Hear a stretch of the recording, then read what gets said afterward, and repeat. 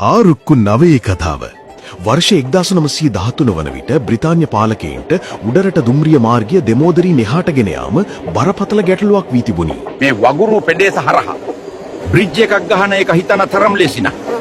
Foundation දන්න බරි තරම් පොළව සොෆ්ට්. ඒ මඩිවට සර් යුද්ධ නිසා ඉංග්ලන්ඩ් වලින් යකඩ ගේන එකත් නවත්තලා. කොහොමද අපි යකඩ නැතුව බ්‍රිජ් එක හදන්නේ? සුදු මහත්තයා මට අවසර දෙනවා නම් යකඩ කෑල්ලක්වත් නැතුව මේ පාලම මම හදලා දෙන්න. අපිට ඕන කළුගල් විතරයි. යකඩ නැතුව කොහොමද මෙච්චර හෙවි ට්‍රේන් එකක් දුවවන්නේ? අපේ පරණ තාක්ෂණයට ඒක කරන්න පුළුවන් මහත්තයෝ. මේ අභියෝගය භාර ගැනීමට ඉදිරිපත් වූයේ ප්‍රදේශීය විසූ දක්ෂ ඉදිකිරීම් ශිල්පියෙකු පී.කේ. අප්පුහාමි මහතායි. වගුර ගොඩ කිරීම වෙනුවට පතුලටම කළුගල් දමා අත්තිවාරම සකසා යකඩ වෙනුවට ගඩොල් සහ බදාම යොදා ආරුක්කු 9ක් නිර්මාණය කෙරුණි.